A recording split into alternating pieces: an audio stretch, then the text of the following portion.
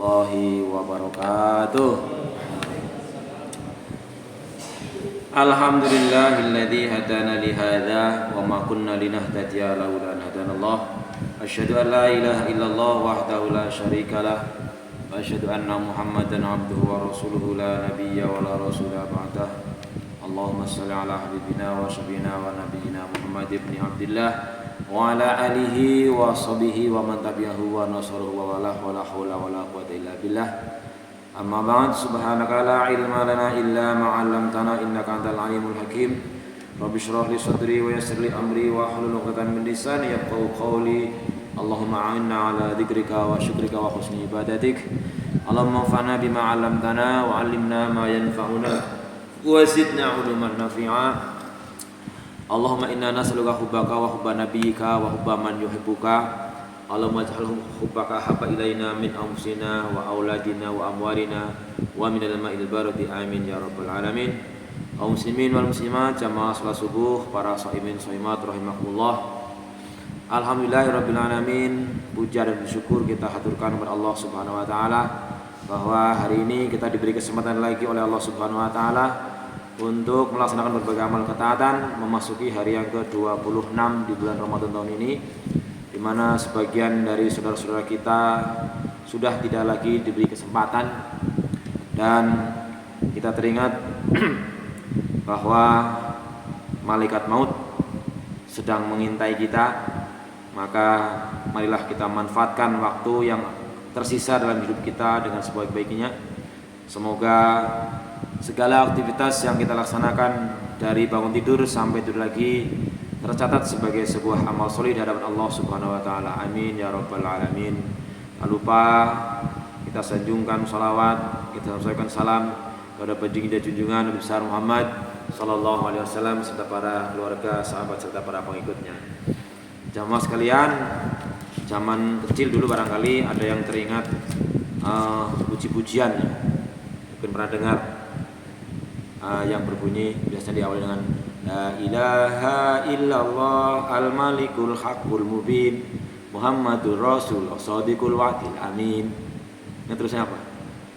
Ojo siro banget gone urip ning alam dunya malaikat jurupati lilak lirik marang siro ang lirike si malaikat arep njabut nyawaniro gone njabut anganteni dawuhe kang maha kuwasa.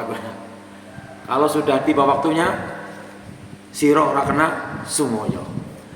Ini sungguh menjadi peringatan bagi kita. Maka tadi terlintas saya ingin membaca surat Al-Baqarah yang mengingatkan bahwa biasanya diucapkan innalillahi wa inna ilaihi rajiun ketika ada kematian. Ada kemarin ada berita salah seorang teman kami, yaitu guru bimbingan konseling dari MTs Negeri 5 Nusa Wungu, pulang dari sawah, bahkan ceritanya ingin nanam talas dan sebagainya, habis pergi haji tahun kemarin, pulang badannya merasa agak pegel-pegel, minta dikeroki. Ternyata itulah akhir hayatnya. Waras, bedigas. Biasa kan kita habis bekerja dikit-dikit agak pegel-pegel minta dikeroki, itu biasa. Tapi kita tidak tahu bahwa ajal kita sudah mengintai. Maka mudah-mudahan kata Rasulullah SAW dipesankan, kafa bil mauti wa'idho, cukuplah kematian menjadi pengingat. Kita jangan terlalu ayem, isi suwek matine. Allah berpesan, wala tamutunna illa wa antum muslim. Jangan sampai pada saat nanti kita mati dalam kondisi yang tidak Islam, tidak berpasrah kepada Allah Subhanahu wa taala. Maka marilah kita manfaatkan waktu sebaik-baiknya untuk beramal sebanyak-banyaknya sebagai sangu. Sebagaimana ungkapan dari yang sudah sangat masyhur bahwa orang yang paling cerdas, orang yang paling pinter, man al-aqyas, orang yang paling pikirannya cemerlang adalah man aktsaruhum dzikron lil maut wa aktsaruhum istidadan lima badahu. Orang yang paling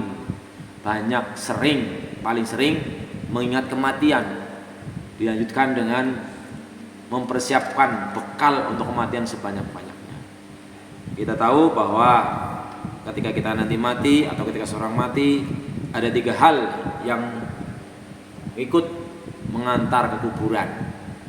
Yang dua balik lagi, yang satu baru yang tetap di sana. Siapa mereka? Satu adalah ahlu, keluarganya ikut mengantar ke kuburan. Yang kedua, hartanya barangkali sebagian ikut, mobilnya ikut. Nah, terus yang ketiga, amalnya. Yang kedua, selesai mengubur pada pulang. Bahkan sebelum dikubur pun orang sudah jarang menyebut namanya. Jenazah nanti, orang paksa pakai nanti sing tinggal siapa pakai nanti gini. Tapi yang disebut adalah jenazah sudah. Jadi maka mudah-mudahan kita bisa membekali diri, lebih-lebih ini di detik-detik, di hari-hari terakhir di bulan Ramadan, kita bertekad mestinya makin mendekati bulan Ramadan makin semangat. Itulah mental pemenang. Maka untuk kajian yang sebelumnya sudah saya upload dengan judul kita ini bermental pemenang ataukah pecundang. Jadi mudah-mudahan tambah semangat sehingga di akhir Ramadan nanti mudah-mudahan kita betul-betul seluruh amal kita diterima oleh Allah Subhanahu wa taala. Oleh karena itu perlulah kita untuk mengetahui, mempelajari apa sih tanda-tanda amal itu diterima, kemudian kita bertekad untuk mengamalkannya. Disebutkan dalam sebuah website, kalau nggak salah dari websitenya Bin Baz di wilayah Makkah sana, ada pertanyaan, ma hiya alamatu qabulil a'mali sholihah? Apa sih tanda-tandanya diterimanya amal soleh? Dijawab, alamatu qabuliha istiqamatu ahwail insan. Tanda-tandanya diterimanya amal adalah keistiqomahannya. Istiqomah itu artinya apa? Tetap dilakukan, ajek. Dalam melaksanakan syariat Islam tidak lagi berpandang ini wajib apa ora wajib, ini dosa apa ora. Kemarin sudah dibahas bahwa dalam Al-Quran disebutkan ma atakumur rasul fakhuduhu wa ma nahakum anhu fantahu. Maka pertama yang tugas kita adalah mempelajari apa-apa sih yang sama Rasulullah dicontohkan, dilakukan. Kemudian apa sih yang dilarang? Tidak memandang perintah itu wajib atau sunnah. Tidak memandang larangan itu haram atau makruh. Karena ini adalah definisi-definisi yang diberikan oleh para fuqaha, para ulama. Tetapi memang zaman Rasulullah ada hadis yang mengatakan bahwa Allah telah memfardukan, mewajibkan, maka jangan disia-siakan. Allah membiarkan supaya kamu bisa memanfaatkan dengan baik-baiknya. Maka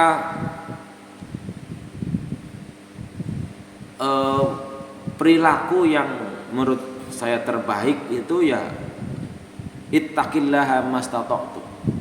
Kita berusaha semampunya, semampu mungkin, bukan semampunya, semampu mungkin, dalam arti berusaha keras untuk melaksanakan latihan-latihan yang sudah kita kerjakan selama bulan Ramadan. Selama bulan Ramadan kita dilatih untuk bisa menyadari bahwa enaknya makan bukan karena makanannya yang enak, tapi karena lapar. Mau ke depan tidak terfokus pada pengen makan apa, bikin aja lapar perutnya pasti enak, makannya kan enak. Artinya apa? Di luar bulan Ramadan kita tekadkan nanti, karena udah dilatih selama 1 bulan penuh tiap hari berpuasa, jangan sampai kembali lagi di luar bulan Ramadan puasanya wis rampung, karena alasannya naik puasa Ramadan itu wajib, naik puasa di luar Ramadan tidak wajib. Kita sudah dilatih bahwa nafsu itu seperti itu bayangannya. Sebelum berbuka mikirnya perasaannya kok nggak berbuka karo ge enak banget, ge enak banget. Ternyata begitu sudah masuk perut kepok ya sudah, saya enak apa makan udah nggak enak. Itulah gambaran bahwa kenikmatan dunia hanyalah kenikmatan yang menipu. Jadi tidak banget tadi kalau istilah syair lagu atau syair puji-pujian tadi, yang biasa-biasa saja. Maka kali ini saya teringat kembali sebuah kisah tentang bagaimana kalau itu sudah ajaran Rasulullah, terus orang kakek mikir, sehingga tidak bertanya, kia ngerti kayak kia dosa apa ora, anggar ora melakukan sunnah, bok ora dosa, tidak berpikirnya seperti situ. Namun sebelumnya kita bahas lagi tentang ciri amal yang diterima. Di samping tadi keistiqomahan apa yang kita kerjakan di bulan Ramadan, kita lanjutkan di luar bulan Ramadan, adalah kaunuhu yataqaddamu fil khair. Kebaikannya maju, tidak mundur. Kalau di bulan Ramadan kita bangun sebelum subuh, ya mestinya minimal di luar bulan Ramadan tetap. Di bulan Ramadan ada sahur memang disyariatkan, di luar Ramadan ya ada sahur karena ada puasa sunnah gitu ya, dan lain-lainnya. Wal istihadu fil khair, dan bersungguh-sungguh dalam melaksanakan kebaikan. Karena kebaikan itu sakil, berat. Al haqqu sakilu wal batilu khafifun. Yang namanya kebaikan itu berat, yang namanya yang hak itu berat dilakukan. Karena yang kita diganduli, bahasa Jawa, diganduli sama setan aja, orang usah turu baik leker. Orang usah mempeng-mempeng guli ngaji, di sini udah sebagainya. Hadi alamatun annahu muwaffaq. Inilah sebagai pertanda bahwa itu disepakati sebagai amal terima. Wa idza a'malu maqbulatun kaunuhu yastadu fil khair. Kalau memang amal-amal kita itu diterima, maka kita akan bersungguh-sungguh dalam melaksanakan amalan-amalan kebaikan sejenis. Wa yastamirru 'ala ta'ah, akan terus-menerus konsisten melaksanakan ketaatan itu. Wa 'ala suhbatil akhyar, dan membiasakan bersahabat dengan kebaikan-kebaikan. Hadihi dalilun 'ala anna ar-rajula qad tuqbila minhu. Inilah sebagai petanda, dalil, bukti bahwa amal seorang diterima. Wa qad wuffiqa atau wa qad waffaqa lil mujahadah wal istimrar. Jadi nanti kita akan dibuat oleh Allah Subhanahu wa taala menjadi pribadi yang punya kesungguhan dan lestarikan amal-amal kebaikannya. Famin alamatil qabul, di antara tanda-tanda diterimanya amal juga insyirahus sadr, hatinya menjadi lapang, tidak sempit. Makanya doa yang dibaca itu sering Rabbishrahli sadri wa yassirli amri wahlul 'uqdatam min lisani. Ya Allah, lapangkanlah dadaku. Kalau hatinya lapang, yassirli amri, urusannya akan menjadi mudah. Juga ada sebuah ayat mengatakan, kalau Allah menghendaki kebaikan, yashrah sadrahul Islam, akan dimudahkan dilakukan hatinya untuk melaksanakan ajaran Islamnya. Tapi kalau tidak, maka dibikin hatinya doyikon harojan, hatinya sempit. Hati sempit bukan berarti nggak punya uang banyak, nggak punya harta yang banyak. Mungkin badannya sehat, kuat, rumahnya mewah bertingkat-tingkat, uangnya banyak berlipat-lipat, istrinya cantik memikat, bahkan kadang jumlahnya sampai 4. Tapi kalau hatinya dibuat sempit oleh Allah Subhanahu wa taala, maka akan menjadi ka'annahu yas'adu fis sama, mendaki ke langit angele berat dan sebagainya. Maka mudah-mudahan kita termasuk orang yang dilapangkan dadanya sehingga segala urusan akan dimudahkan Allah Subhanahu wa taala. Kemudian yang kedua, istiqomah al khair, tadi istiqomah dalam melaksanakan kebaikan. Konsisten. Wal musara'atu ila ta'ah, bersegera cepet-cepetan. Maka jangan sampai ketika kita sholat berjamaah dicontohkan sebagai amal yang paling menentukan. Imamnya sudah berdiri hendak takbir, masih santai-santai duduk, apalagi dengan pikiran lah paling-paling kok bacaan suratane mandan dawa. Jadi ngenteni arep rukuk baru takbir. Itu udah pemahaman yang sangat keliru. Ya. Karena apa? Ajaran Rasulullah, idza kabul imam fakabbiru. Kalau imamnya sudah takbir, segera susul dengan takbir. Ini al-musara'ah ila ta'ah. Bersegera, bercepat-cepat, sebagaimana firman Allah dalam surat Ali Imran yang sering dibaca, wasari'u ila maghfiratin mir rabbikum wa jannatin arduhas samawati wal ard uiddat lil muttaqin. Cepetan. Wis adan sing nyekeli HP bae. Wis adan sing dolanan bae. Dan sebagainya dan sebagainya. Wal hadar minas sayiat, berhati-hati terhadap hal keburukan.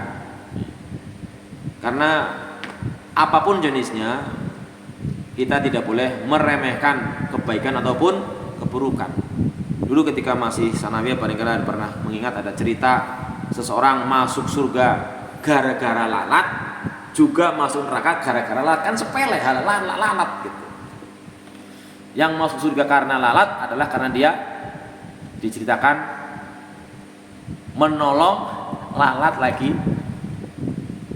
menghirup ataupun menyedot tintanya seorang ulama. Ulama lagi nulis, lalatnya main celok jurnal bahan. Itu dianggap sedekah kepada lalat. Kemudian yang masuk neraka karena lalat adalah karena dia ada seorang yang melewati sebuah wilayah di mana di situ ada preman, ada penjaganya, bahwa tidak boleh seseorang lewat kecuali harus berkurban untuk berhala mereka. Ketika orang itu lewat kemudian dihadang dan dia bilang, saya nggak punya apa-apa, silakan digeledah, saya nggak bawa apa-apa. Alah pokoknya harus cari apa terserah apa. Ya udahlah, daripada saya nggak boleh lewat, daripada saya terancam jiwanya, ya harus cari lalatnya dikurbankan, tapi bukan untuk Allah Subhanahu Wa Taala. Itu garisnya diceritakan masuk karena lalat. Itu barang yang sepele. Maka sering kita sampaikan, la tahtakirim minal khair walau anta saddaqa bisyikki tamratin. Jangan meremehkan sebuah kebaikan. Ya walaupun juga mungkin sekedar berinfak, bersedekah dengan kurma sebelah sebiji, ataupun menyingkirkan sampah ataupun apa di jalan, atau mungkin juga memperbaiki jalan lubang sedikit-sedikit dan sebagainya. Prinsipnya jangan meremehkan sebuah kebaikan, juga jangan meremehkan keburukan. Faida qalla syarruhu wa kasura khairuhu wan syaraha sadruhul khair fahadihi min alamatit taufik antakuna haluhu ahsan. Kalau keburukannya itu menipis, makin sedikit, dan kebaikannya makin banyak, hatinya lapang untuk melaksanakan kebaikan, maka inilah tanda-tanda petunjuk bahwa keadaannya menjadi lebih baik. Itu adalah salah satu ataupun tanda-tanda yang menyatakan bahwa amal kita diterima atau tidak. Atau gampangnya bahwa tanda puasa kita diterima, ya berarti nanti di bulan Ramadan kita disemangatkan hatinya, kita menyematkan diri melaksanakan puasa di luar bulan Ramadan. Kalau di bulan Ramadan kita bangun sebelum subuh, maka di bulan Ramadan kita juga merasa ringan untuk bangun di sebelum subuh. Itu insya Allah salah satu tanda-tanda amal kita diterima. Kemudian kembali kepada bagaimana kita berpikir, berusaha untuk mempercayai ataupun mengikuti yang Rasulullah sampaikan tanpa banyak pikir, adalah kisah ketaatannya Zahid dan Zulfa, yang barangkali jamaah masih ingat. Zahid itu seorang pemuda berumur berapa tahun? Lupa. Zahid seorang pemuda berumur 35 tahun. Tidak diceritakan wajahnya ganteng apa tidak, tapi yang jelas dia diceritakan sebagai orang yang pekerjaannya serabutan. Tidak jelas profesinya apa. Dikisahkan suatu hari Rasulullah melihat dia sedang mengasah pedangnya. Mengasah pedang buat apa? Ya ada perintah dalam Quran, wa a'iddu mastata'tum min quwwatin wa miribatil khail turhibuna bihi aduwallahu aduwakum. Kita disuruh diperintah supaya mempersiapkan kekuatan. Kemarin Gus Bahas saya pernah ikuti di YouTube bahwa orang bisa damai ya kalau punya kekuatan. Misalnya sekarang Israel gempur Palestina habis-habisan, ya karena dia merasa kuat. Nah kalau tidak ditandingi kekuatannya, enak aja, gampang aja, cocok damai. Biasanya orang mau berdamai kalau kekuatannya seimbang. Maka ada perintah, persiapkanlah kekuatan. Bahkan dengan kuda-kuda yang istimewa, kalau zaman dulu kuda, kalau sekarang barangkali pesawat-pesawat tempur, supaya orang-orang musuh Allah dan musuhmu itu ketakutan. Maka diceritakan yang jelas bahwa si Zaid ini sedang mengasah pedangnya. Langsung Rasulullah memberikan salam, assalamualaikum Zaid. Kok saya perhatikan kamu masih sendirian, dalam arti belum menikah. Karena bagaimanapun ada syariat, bukan syariat, contoh ya, Rasulullah menikah umur 25. Jadi sebenarnya kalau ada udah 35 kok belum menikah, gue dipertanyakan itu. Saya sendiri sebelum 30 sudah punya, pokoknya nikah sebelum 30, cara kolet. Dan jawabannya adalah, ya Rasulullah, saya tidak sendiri, ada Allah dan Rasulnya. Ayem baik. Apa kamu tidak ingin menikah, wahai Zahid? Ya, sampalah sing gelem karonyo. Orang yang pekerjaannya tidak tetap, bahkan tidak punya rumah, katakanlah seperti itu. Dan itu memang disyariatkan dalam memilih jodoh, itu ada pertimbangan 4 hal kan. Saya masih teringat ketika saya hendak melamar seorang yang rumahnya tidak pakai keramik, hanya di floor, dindingnya tidak full tembok tapi separuh. Itu saya masih mendapat komentar, ya mbok golek bojo ya sing sepadan sepantar gitu. Itu masih ingat. Karena memang ada syariat. Seseorang dipilih dinikahkan atau dinikahi itu karena 4 hal. Pertama adalah ganteng cantiknya. Yang kedua adalah kaya miskinnya hartanya. Yang ketiga keturunannya orang siapa. Yang keempat kira-kira dipertimbangkan keagamaannya bagus apa tidak. Boleh dipertimbangkan seperti itu. Jadi kadang-kadang karena ada 4 hal ini, orang-orang yang kebetulan kayak Zahid ini kadang-kadang tidak pede mau apa ana sing gelem karo aku lah Rasulullah wong kayak gini gitu. Lalu jawabannya yang perlu kita camkan ya Rasulullah. Kalau kamu mau itu perkara gampang. Nah, ini luar biasa pernyataan ini. Kalau kamu mau itu perkara mudah. Berarti memang betul-betul ini menjadi sebuah yang kata-kata yang sangat dahsyat sebenarnya. Bahasa Indonesianya, kalau ada kemauan pasti ada jalan. Yang dibutuhkan kemauannya saja. Idza sadaqal azmu wa hasabil. Kalau tekadnya benar, pasti nanti akan muncul caranya, jalannya, jalan keluarnya. Maka kemudian bagaimana Rasulullah gitu. Nah, gini aja lah. Sekarang kamu tulis surat. Disuruh menulis surat. Suruh melamar si Zulfah. Zulfah ini gadis cantik, anaknya Said, orang terpandang, orang kaya. Si Zahid tanpa pikir panjang, masih perintah sama Rasulullah, nggak pakai tanya-tanya, Rasulullah, masa apa kira-kira nanti gelem karo nyong lawannya kayak gini gitu. Jadi nggak pikir panjang ketika disuruh seperti itu.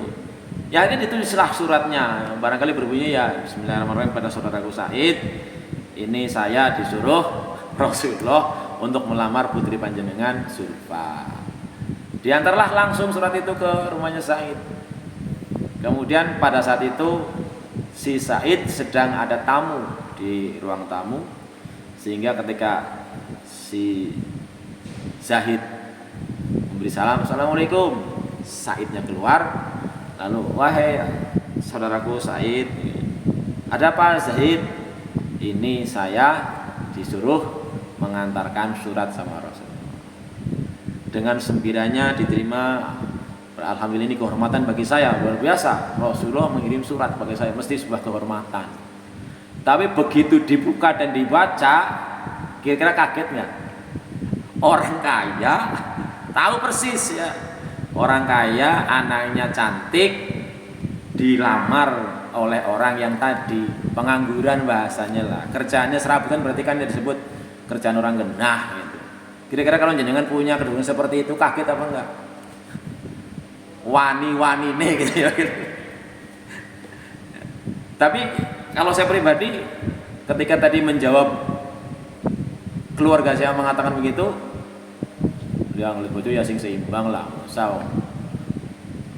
Karena rumah orang tua saya masih lantai tanah, dinding bambu, dia lantai plastik. Tapi saya jawab, saya memilih jodoh bukan utamanya karena materi. sugiyah dari kayak Khadijah ya ora masalah gitu. Kan kita tahu Rasulullah menikah dengan bosnya kan, ya, Khadijah yang kaya raya. Itu patokan saya. Nah ini juga si Said ya kaget lah, anaknya cantik, dia terpandang orang kaya, kok yang dilamar, yang suruh ngelamar oleh Rasulullah seperti otomatis raut mukanya mesti kaget lah, kan keton mau kaget karo orang.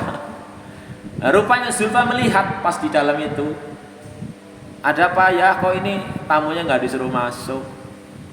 Nah dijelaskanlah, Zulfa anakku, ini Zahid datang untuk melamarmu. Nangis di Zulfa itu. Ya Allah, ya pemuda yang ganteng, kaya, banyak yang nembung saya, itu pun masih saya pertimbangan, saya tolak. Masa kon nikah karo ini? Nangis. Kemudian Said menjelaskan, tuh Zahid, kamu lihat sendiri kan, bukan saya menolak lamaranmu, tetapi bukan saya menolak, tapi Zulfa sendiri yang tidak mau. Tolong sampaikan kepada Rasulullah, lamaranmu ditolak. Tolong sampaikan Rasulullah. Kaget lagi si Zulfa. Ya, kok bawa-bawa nama Rasulullah? Tadi kan dijelaskan, Zulfa, ini Zahid datang untuk melamarmu. Kan tidak ada Rasul di situ. Oh, begitu dikatakan sampaikan pada Rasulullah, kok bawa nama Rasulullah? Iya Zulfa, Zahid ini disuruh sama Rasulullah, suruh melamarmu. Kalau begitu ya kenapa nggak bilang dari tadi? Luar biasa kan? Kenapa nggak bilang dari tadi? Udah kalau begitu ya segera saya nikahkan sama Zahid. Masya Allah. Ana orang yang nggak gue sih ya. Tapi kan jadi contoh. Kenapa Zulfa sedemikian langsung berubah pikiran dari kecewa, nangis, menolak menjadi penerima? Karena dia anak yang soleh, hafal ayat yang berbunyi ada di surat An-Nur ayat 34. Kita hafalkan bareng-bareng. Innama qaulal mu'minina idza tu'u ila Allahi wa rasulihi liyahkuma bainahum ayyaqula sami'na wa ata'na wa ulaika humul muflihun. Ucapannya orang yang beriman, ini imannya kan kemarin ini enggak, kita kadang iman tapi kayak ya kau orang enggak ya. Kalau ini paham betul, yakin betul. Ucapannya orang beriman kita diajak kepada Allah dan Rasulnya untuk diambil keputusan antara mereka. Rasulullah memberi keputusan, hit, kowe ngelamar kae, itu kan keputusan Rasulullah. Maka ucapannya tidak ada lain selain sami'na wa ta'na. Orang kakek mikir ini Zahid diperintah sama Rasulullah pasti mengandung banyak kebaikan. Meskipun saya awalnya tidak suka karena merasa tidak selevel, tidak sekufu, ini pasti yang terbaik, langsung berubah. Ya, kita kadang-kadang masih mempertanyakan, apa iyalah orang kayak gue mbok maksudnya. Kerakan bikin. Dan mereka itulah orang-orang yang berbahagia.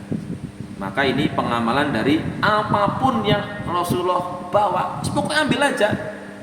Gak usah mikir kianu wajib apa orang wajib. Apapun yang Rasulullah larang, tinggalkan saja, nggak usah berpikir gitu dosa apa dosa. Ini level tertinggi ya. Maka mudah-mudahan dari cerminan ini kita bisa mengambil hikmah, dan kemudian begitu Zulfah menerima, Zahid pulang otomatis kan senang banget itu. Terus senyum-senyum ketemu Rasul lagi. Bagaimana Hid? Alhamdulillah Rasulullah lamarannya diterima. Terus buat persiapan pernikahan kan laki-laki harus memberikan mahar dan sebagainya. Sudah ada. Ya belum Rasulullah. Bayangin. Sedemikian sulitnya dia, sedemikian tidak punyanya dia. Sudah kalau begitu, kamu ke rumahnya Abu Bakar, ke rumahnya Utsman, ke rumahnya Abdurrahman bin Auf. Disuruh sama Rasulullah. Ya cerita saja lah. Ya barangkali kalau kita ya Assalamualaikum Bakar, saya disuruh kesini sama Rasulullah. Nah nunggu priwe misalnya begitu kan. Ini tadi lah. Akhirnya jelas dia mendapat bantuan banyak. Mendapat bantuan keuangan untuk persiapan pernikahan. Lalu uangnya dia belanjakan dia ke pasar untuk persiapan pernikahan, kebutuhan barangkali untuk beli ya mahar dan sebagainya. Tapi di satu kesempatan itu dia melihat bahwa orang-orang yang lainnya sedang sibuk hilir mudik dan sebagainya, seperti ada peristiwa yang sangat penting. Yang kemudian, loh ini kok pada sibuk banget, ada apa sih? Lah apa kok orang ngerti? Sebentar lagi kita akan berangkat perang. Apa yang terjadi? Nek kayak gue, aku mending dia duitnya tak buat tuku jarang sing main, buat tuku perisai, mangkat perang. Wis, ora usah, kowe mau karena menikah. Kok bengi perangnya semua di sana maling. Ora kok kayaknya itu. Yang akhirnya dia lebih mengutamakan berangkat perang daripada menikah. Kemudian setelah dia perang ternyata dia hebat dan luar biasa perjuangannya dan ternyata dia tewas, syahid. Nah kemudian setelah selesai perang dikumpulkan, ketemulah dia sudah meninggal dunia dan ditimbang oleh Rasulullah, yang diriwayatkan kemudian Rasulullah melihat bahwa ruhnya dijemput oleh bidadari-bidadari yang begitu cantiknya, yang Rasulullah pertamanya tersenyum tapi kemudian terus nunduk. Ditanyakan sama sahabat, kenapa Rasulullah tadi tersenyum kok terus nunduk? Diceritakan tadi ruhnya Zaid dijemput oleh para bidadari dan ada yang tersingkap betisnya, saya malu gitu.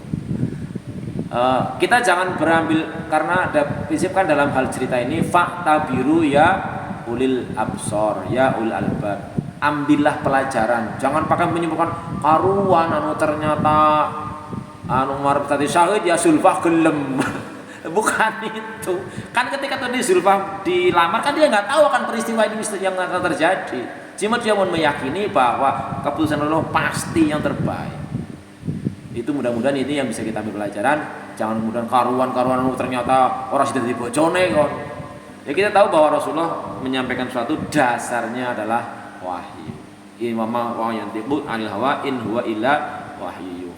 Nah, mudah-mudahan kisah ini bisa memberikan kita pelajaran, semangat bahwa ya mastata'tum tadi, sekuat mungkin kita berusaha untuk melaksanakan yang Rasulullah ajarkan. Artinya kan tahapan pertama ya kita mempelajari, karena begitu banyak ya selama hidupnya Rasulullah selama 63 tahun, tentu banyak sekali sunnah-sunnahnya yang kalau kita itu semua saya kira tidak ada yang mampu lah. Tetapi ya sekuat mungkin yang kita bisa kerjakan, ya mudah-mudahan kita akan termasuk kategori yang seperti tadi, berpikirnya ketika mengetahui sebuah sunnah Rasulullah tidak lagi berpikir dia ora wajib iki, dia ora wajib gitu. Dia ora dosa iki, mbok kudu haram gitu. Enggak ya. Tapi pikiran dasar bahwa apapun yang Rasulullah perintahkan pasti melakukannya mengandung kebaikan. Apapun yang Rasulullah cegah, larang, pasti meninggalkannya melaksanakannya mengandung keburukan. Mudah-mudahan itu bisa kita jiwai seperti itu dan kita bisa belajar dari berbagai sumber. Mudah-mudahan ada manfaatnya. Hadirullah wa iyyakum ajmain. Ada yang mau ditanyakan lebih dulu? Kalau tidak ada, mudah-mudahan kita memiliki jiwa seperti itu ya, semangatnya semangat juang yang tinggi dan pastilah akan memperoleh hadiah yang terbaik. Maka kemudian si Zulfa juga diceritakan bahwa ketika Rasulullah menyampaikan bahwa si Zahid akhirnya gugur di medan jihad, dia juga menyesali dalam arti ya Allah, andaikan apa memang saya di dunia tidak kau berikan kesempatan menjadi istrinya Zahid, mudah-mudahan di akhirat kau izinkan untuk saya menjadi istrinya. Luar biasa kisah ini memberikan kita hikmah agar kita tidak terlalu banyak mikir ketika akan melaksanakan amal ketaatan atau meninggalkan larangan Rasulullah SAW. Mudah-mudahan ada manfaatnya, kurang dua mohon maaf. Alhamdulillahirabbil alamin. Hadirul wa iyyakum ajmain. Kita akhiri dengan doa kafaratul majlis. Subhanakallahumma wa bihamdika asyhadu an la ilaha illa anta astaghfiruka wa atubu ilaik. Assalamualaikum warahmatullahi wabarakatuh.